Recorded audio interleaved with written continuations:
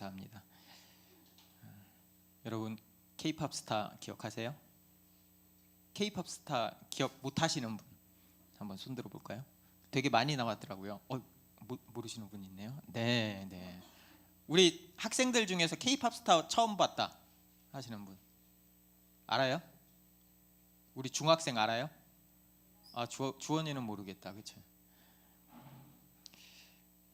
그 엄청나게 인기였죠, 그렇죠? 저도 이거 한 회도 빼지 않고 시즌 1, 시즌 2까지는 봤던 것 같아요. 그 다음에는 잘 모르겠어요. 제가 정말 좋아하는 시즌 2의 우승자가 악동 뮤지션 악뮤예요. 악뮤도 거기서 이제 이름을 알려가지고 지금 대스타가 됐죠. 그런데 그 화려한 무대 뒤에는 어쩌면 우리가 모르는 뒷이야기가 많이 있잖아요. 어쩌면 수십만 대 1의 경쟁을 뚫고 올라온 사람들이 본선에 이렇게 오는데 그 사람들은 자신의 모든 거를 걸고 여기 나온 거겠죠. 굉장히 뛰어난 인재들일 거고요. 카메라가 이렇게 뒷모습을 촬영을 합니다. 그런데 인터뷰가 정말 많지만 보통 이렇게 이야기를 해요. 저는 정말 최선을 다했어요. 이 카메라에 잡힌 참가자의 눈가에 눈물이 고이고 뚝뚝 떨어집니다. 밤새 연습하고 쉬는 시간마다 안무를 반복하고 목이 쉬어도 발목이 아파도 멈추지 못했죠. 그럼에도 결과는 탈락. 수많은 사람들이 간절하게 그 무대를 향해서 도전했지만 결국 마지막 자리는 한 자리뿐이거든요. 1등. 탑 10도 너무 어렵죠. 그 무대 뒤로 돌아간 그 참가자들의 얼굴에서 깊은 상실감 보이는 거죠. 내가 진짜 조금만 더 잘했으면, 조금만 더 준비했으면 나는 역시 안 되는 건가? 이런 생각까지 하기도 하죠. 저희 삶도 비슷한 것 같아요. 매일 아침 지하철에서 마주치는 직장인들, 저도 보면 일이 끊임없이 밀려옵니다. 절대 월급을 공짜로 주는 법은 없어요.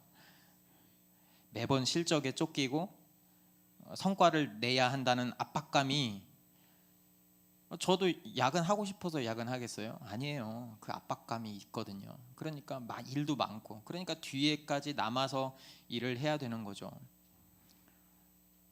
때로는 도움을 청하기도 하죠. 근데 어쩔 때는 솔직히 말하면 자존심도 상해요. 이런 것도 내가 못해서 하나라는 생각도 들고, 옆 사람도 바빠요. 저만 바쁜 게 아니에요. 다 같이 바쁘거든요. 혼자 할 수밖에 없죠. 그렇게 지치고 힘들지만 때로는 마음 아프기도 하지만 이를 악물고 버텨나갈 수밖에 없죠. 그런데 마음 아픈 건 이런 모습이 교회 안에서도 있어요. 찬양팀에서 실수할까 봐 떨립니다. 마음이 조마조마해요. 여러분, 선수끼리는 다 알아요. 이 사람이 나보다 잘하는구나. 그러니까 막귀들은 모르죠, 그렇죠? 근데 귀가 트인 사람들은 얘가 나보다 잘하네. 커피도 엄청 큰 커피, 그냥 카페인을 위해서 드시는 분들 이만큼 큰 거 먹잖아요. 저처럼 예민한 사람은 조그만의 맛의 차이를 저는 알아요. 그래서 맛집을 찾아가요. 그래서 그러니까 이 입이 고급이죠, 고급. 유지비가 많이 들어가요. 그러니까 이 교회에서도 섬기면서 비교하게 되는 거예요. 이 사람이 나보다 잘하네. 그러니까 연습할 때도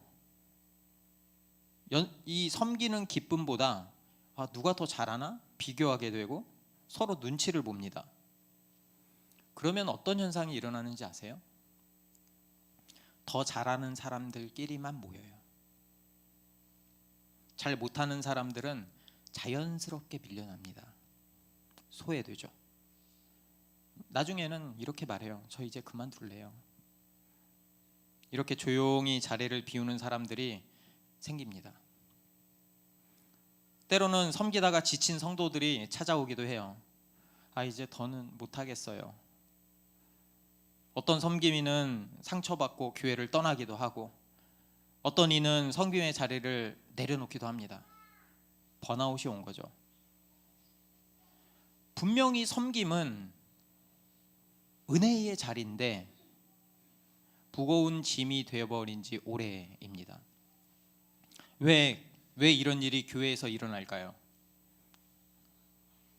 충분히 좋은 은사를 갖고 있었기 때문에 섬기는 거잖아요. 그렇죠? 마음이 있고. 그래서 섬겼는데 왜 기쁨이 아닌 지치고 아프고 벗어나고 싶은 짐이 되어버렸을까요? 오늘 본문에서 보는 고린도 교회도 똑같았어요. 겉으로 보면 대단했습니다. 방언도 하고요, 예언도 하고요, 병 고치는 은사가 있고요. 이렇게 풍성한 은사를 갖고 있는 교회가 없었어요. 그런데 속사정은 달랐죠. 마치 K-팝 스타의 경연장처럼 서로 자기 은사를 자랑하기 바빴어요. 나는 방언을 해, 나는 예언을 해, 나는 더 특별한 은사를 갖고 있어. 너는 못하지. 무조건 방언은 갖고 있어야지. 병 고치는 은사는 갖고 있어야지. 이런 능력이 있어야 그리스도인이지. 하나님이 쓰시는 사람이지. 넌 없잖아. 그런데 바울의 이어지는 말은 이 말이죠. 너희는 그리스도의 몸이다. 너희는 그리스도의 몸이다. 이게 단순한 비유가 아니에요. 사실 고린도 교회, 고린도 지역에 사는 사람들 대다수가 이방인이었어요. 그러니까 우상을 섬기고 각각의 욕심대로 살던 사람들이었죠. 그러니까 하나님의 백성하고는 아무 상관없던 사람들이었어요. 그런데 놀라운 일이 일어난 거죠. 예수 그리스도의 복음을 듣고 그리스도의 몸이 된 거죠. 마치 버려진 캔버스가, 아무것도 없는 캔버스가 작가의 손을 거쳐서 아름다운 작품으로 재탄생하는 것처럼 그들도 이제 그리스도인이라는 새로운 정체성을 얻게 된 것이죠. 당시 사회에서는요, 차별이 있었어요. 지금도 그렇지만 유대인과 헬라인의 차별이 있었고요, 종과 자유인의 구분이 있었고요, 서로 다른 문화, 서로 다른 계급, 넘을 수 없는 차이 존재했습니다. 하지만 그리스도 안에서 이 모든 벽이 무너진 거예요. 한 몸이 됐으니까. 예수를 구주로 영접한 모두가 한 성령으로 세례를 받습니다. 같은 성령을 마시고 한 몸이 된 거죠. 그러니까 교회는 그냥 단순한 모임이 아니에요. 그리스도 안에서 영원한 가족이 되었다는 선언이고, 실제로 그 정체성이 몸으로, 지체로 바뀌었다고 하는 영적인 의미를 갖고 있습니다. 하나님의 새로운 백성이 된 거죠. 그러니까 한 몸의 지체인 우리는 이제 서로를 바라보는 거죠. 그러니까 잘하고 못하고를 따지는 게 아니고, 높고 낮음을 구분하는 게 아니고, 그저 그리스도 안에서 한 가족이 된 것을 기뻐하며 섬기는 거죠. 이렇게 놀라운 은혜를 받았는데 우리가 어떻게 차별하고 구별하고 미워할 수 있겠습니까? 이렇게 큰 사랑을 경험했는데 우리가 어떻게 넌 안 돼 라고 말할 수 있을까요? 그럴 수 없어요. 왜냐하면 한 몸이기 때문이죠. 우리는 하나 된 그리스도의 교회입니다. 그런데 생각해보면, 그래, 알겠어, 내가 그리스도의 몸된 교회인지 알겠는데 우리는 여전히 불완전해요. 부족하죠. 이게 참 아이러니거든요.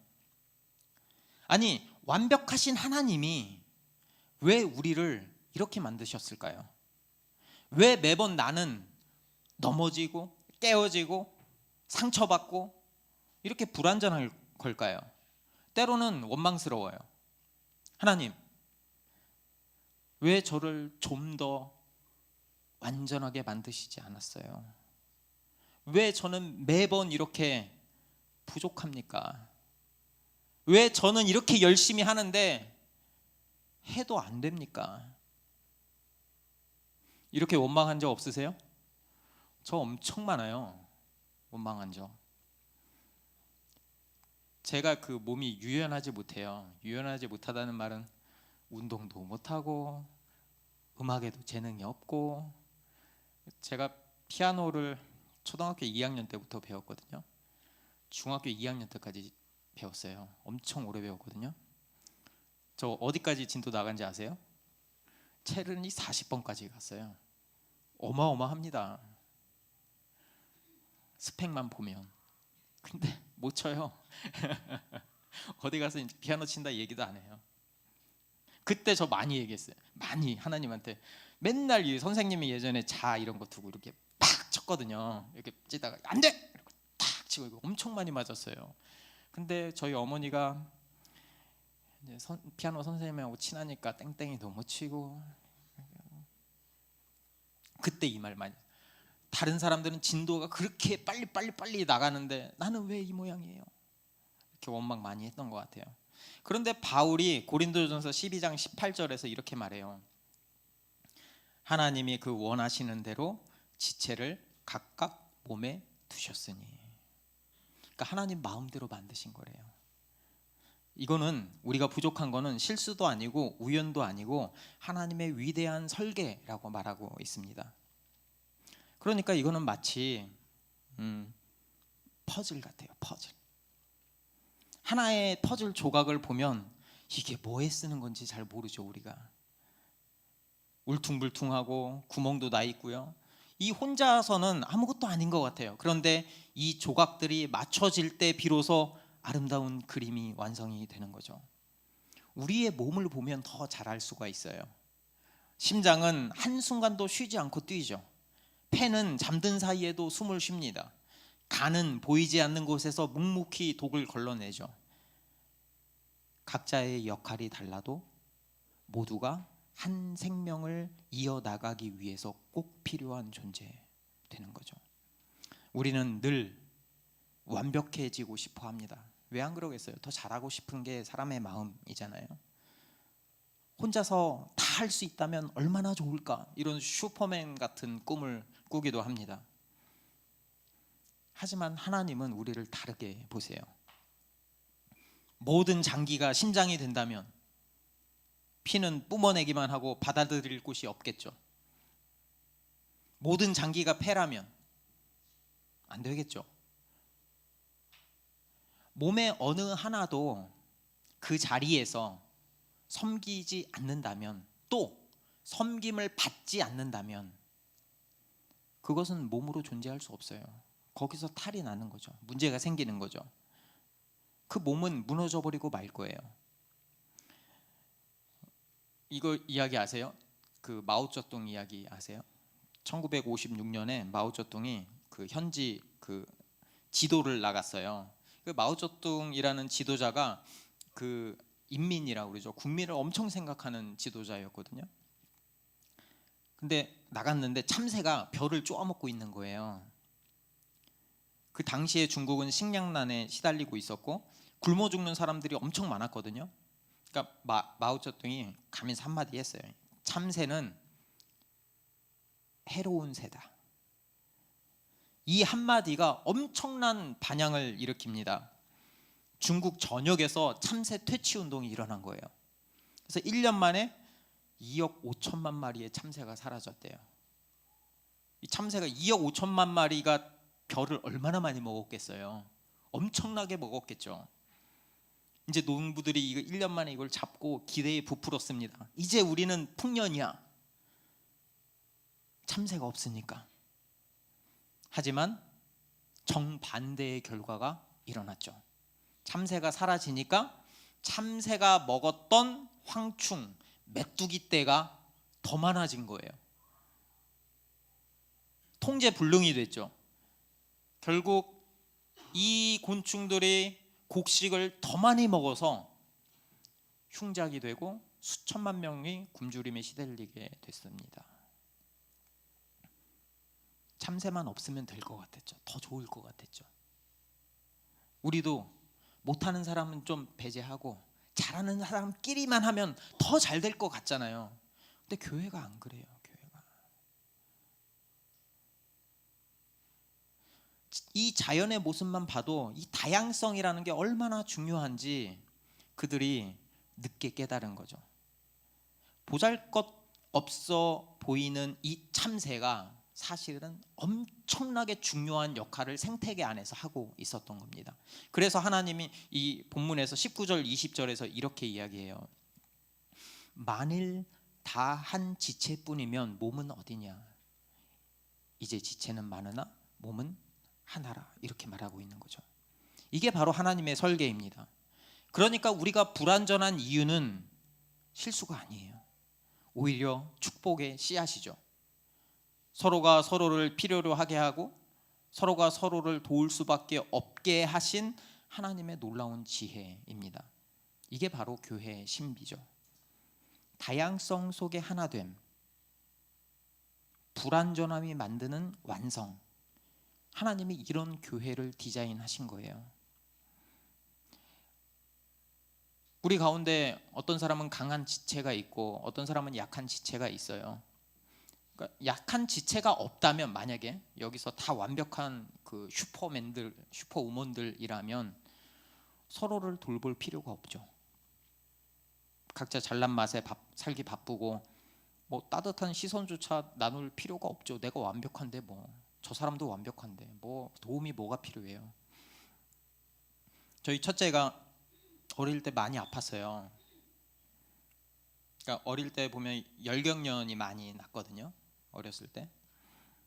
그 열경련 겪어보신 부모님 계시죠? 처음에 그거를 겪으면 진짜 이게 뭘 어떻게 해야 될지 모르겠어요. 그 모습이 아직도 생생해요. 눈이 돌아가고 몸이 막 뻣뻣해지고 막 그런데 이걸 어떻게 당장 죽을 것 같은데? 그리고 또 폐렴 엄청 많이 걸렸어요. 폐렴으로 응급실에 들락날락 할 때가 얼마나 많은지. 그래서 항상 제가 첫째한테 이야기해요. 너는 이 시대에 태어난 게 하나님의 축복이다. 아니, 그 전에 태어나서 벌써 죽었다. 폐렴으로 응급실에 가고 들락날락 할 때마다 얼마나 마음이 무너지는지, 그 밤이 얼마나 길고 힘든지. 한밤중에 열이 오르면 아내는 어쩌면 혼자 아이를 안고 밤새 지친 몸으로 응급실에 가서 버티기도 하고요. 솔직히 그때 그러면 안 되는데 아이가 너무 약하니까 이게 짐 같았어요. 힘들잖아요. 그러니까 돌보지 않으면 금세라도 무너질 것 같고, 안 할 수도 없고, 울고 밥 먹기도 힘들어하고, 아프기만 하는 아이, 쓸모없이 밥만 축내는 것 같은, 그러면 안 되지만. 그런데 신기한 일이 일어나는 거예요. 그 아이가 우리 가정의 중심이 되는 거예요. 아무것도 하지 못하는 것 같았는데 실제로 가정에 도움이 되는 게 1도 없는데 그 아이 때문에 가정이 하나가 되는 거예요. 이게 바로 예수님의 방식입니다.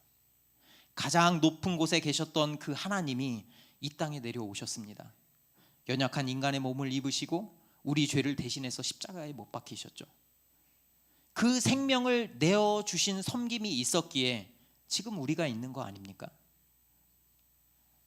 우리 눈에는 약해 보이는 그 한 사람이, 쓸모없어 보이는 그 한 사람이 사실은 예수님의 가장 귀한 대가, 생명의 대가를 치르고 다시 태어난 교회입니다.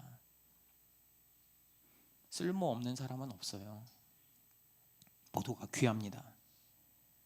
여러분, 난 자리는 몰라도 빈자리는 안다는 말이 있잖아요. 그러니까 한 사람 한 사람이 그렇게 소중한 존재입니다. 하나님이 우리를 불완전하게 만드신 그 이유는 참 역설적이지 않습니까?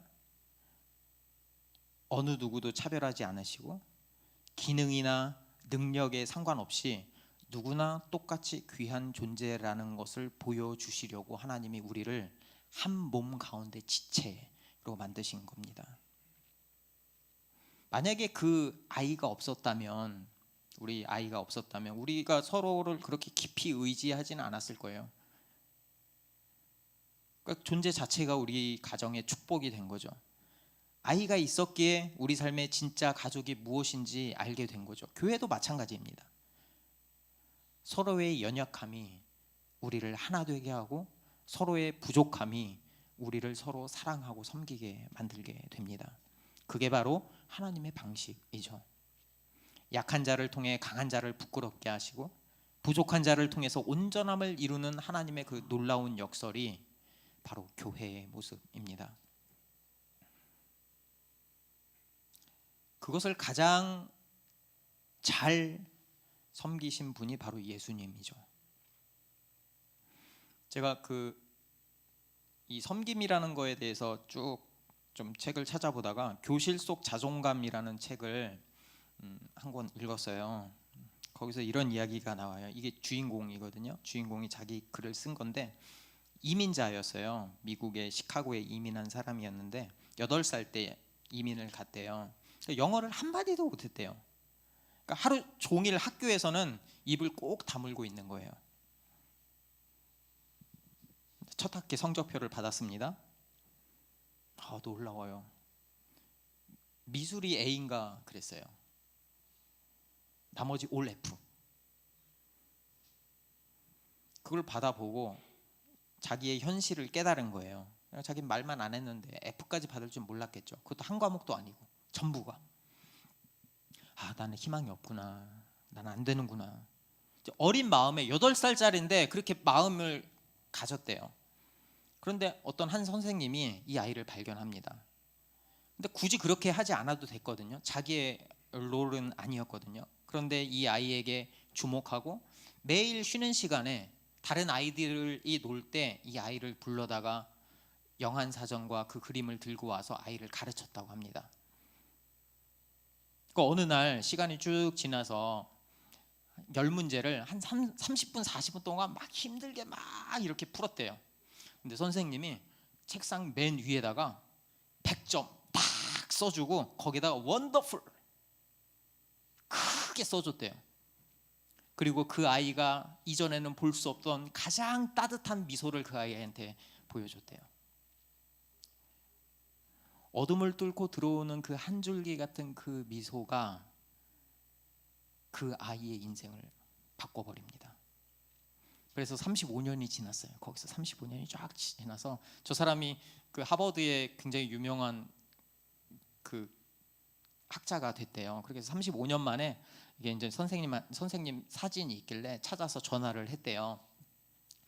처음에 기억하지 못하더래요. 35년이나 됐는데 어떻게 기억하겠어요. 그런데 막 이야기를 하다 보니까 기억을 하면서 울먹거리면서 이렇게 말씀하시더래요. 너를 기억한단다. 그리고 놀라운 이야기를 들려줍니다. 나는 지난 35년 동안 매일 새벽에 4시 30분에 일어나서 기도했다. 환경이 어려운 아이들, 도움이 필요한 아이들을 위해서 내가 기도했다. 내가 너를 가르칠 때 너를 위해서 정말 많이 기도했다. 여러분, 이게 단순한 가르침이 아닙니다. 내가 직업이니까, 선생님이라는 직업이 있으니까, 내가 해야만 하니까 하는 그게 아니고요. 한 영혼을 향한 애틋한 마음, 예수님의 섬김의 마음이 그 안에 있었던 거죠. 정말 예수님은 십자가에서 그 섬김을 완성하셨습니다. 아무런 조건 없이 그저 우리에게 생명까지 내어주셨죠. 그분에게는 우리 한 사람 한 사람이 그렇게 소중한 거예요. 보잘것없는 우리를, 아무것도 할 수 없는 우리를 때로는 그분의 마음을 아프게 하고 떠나기도 하는데 그분은 우리를 잡고 끝없이 사랑하시는 거예요. 그게 바로 그리스도의 몸된 지체인 우리의 정체성이죠. 지금 우리가 이제 개척하고 2년째 접어드는 이때 첫 섬김이를 모집하고 있습니다. 모두가 순수한 마음으로 시작하고 너무 귀한 분들이 많이 섬기겠다고 하셔서 너무 감사해요. 하지만 섬기다 보면 시간이 지날수록 지치기도 하고 또 서로 오해하기도 하고 때로는 상처받을 수도 있고 그런데 오늘 본문에서 하나님이 말씀하시는 거는 진정한 섬김이 무엇이냐, 이런 질문을 다시 우리에게 하고 있는 거죠. 그거는요, 능력을 뽐내는 게 아니라 예수님을 사랑하는 거예요. 직분이나 직책이 중요한 게 아니라 한 영혼을 귀하게 여기는 마음이 섬김이에요. 그게 진짜 섬김입니다. 마치 예수님이 우리의 이름을 하나하나 부르시며 십자가를 지셨던 것처럼 말이죠. 그래서 바울은 27절에 이렇게 선언합니다. 너희는 그리스도의 몸이요 지체의 각 부분이라. 이렇게 말이죠. 여러분, 우리도 이렇게 살아가요. 서로를 위해서 기도하고 먼저 다가가고 함께 울고 웃으면서 살아가요. 누군가에게는 이 작은 관심이 한 줄기 빛이 될 수 있습니다. 누군가에게는 이 기도가 엄청난 위로가 될 수 있습니다. 누군가에게는 우리의 평범해 보이는 이 작은 섬김이 인생을 바꾸는 사랑이 될 수도 있습니다. 그런 교회의 모습을 통해서 세상이 바라볼 거예요. 우리를 통해 흘러 넘치는 예수 그리스도의 놀라운 사랑, 교회의 모습을 바라보게 될 거예요. 그리고 그게 전도예요. 그게 진정한 전도가. 우리 모두는 불완전합니다. 하지만 하나님은 이 불완전함을 통해서 서로를 필요하게 만드셨습니다. 모든 지체가 서로 다르지만 서로 보완하고 하나의 몸을 이루듯이 우리의 다름과 약함은 하나님의 계획 안에서 완성됩니다. K-팝 스타처럼 1등만을 기억하는 세상, 우리도 그 경쟁에 지쳐 있죠. 교회 안에서조차 섬김이 무거운 짐으로 느껴질 때도 있습니다. 하지만 예수님은요, 우리를 경쟁의 자리가 아니라 축제의 자리로 초대하셨습니다. 기억하십시오. 우리의 연약함까지 품으시고 그토록 귀하게 여기신 그분, 그 사랑과 기쁨과 즐거움이 넘쳐나는 그 축제의 현장이 바로 교회이고 섬김의 자리입니다. 한 사람의 기도가 한 아이의 인생을 바꾼 것처럼 우리의 작은 섬김도 누군가의 삶에 깊은 예수님의 흔적을 남길 수 있습니다. 그래서 우리도 예수님이 우리를 사랑하신 것처럼 우리도 서로를 그렇게 서로 사랑했으면 좋겠어요. 교회에서, 가정에서, 일터에서 그분의 사랑을 전하는 통로가 되기를 바랍니다. 그게 하나님이 디자인하신 교회예요. 경쟁이 아닌 축제의 자리, 서로를 귀히 여기며 그리스도의 사랑을 나누는 공동체가 바로 교회입니다. 이 자리로 우리 함께 나가지 않겠습니까? 서로의 불완전함과 약함이 오히려 축복이 되는 그 자리 말이죠. 하나님의 영광이 나의 약함을 통해서 드러나는 그 현장으로 우리 함께 나가보지 않겠습니까? 그래서 26절 함께 읽으면서 찬양했으면 좋겠습니다. 함께 읽어볼까요? 만일 한 지체가 고통받으면 모든 지체가 함께 고통받고 한 지체가 영광을 얻으면 모든 지체가 함께 즐거워하느니라. 그래서 우리 함께 울고 함께 웃고 함께 섬기고 섬김을 기쁨으로, 내가 내 한 몸의 지체이구나, 내가 없으면 안 되는구나, 예수님이 나를 사랑하셨기에 그 사람도 사랑하셨기에 그런 섬김의 자리로 모두가 나아갔으면 좋겠습니다.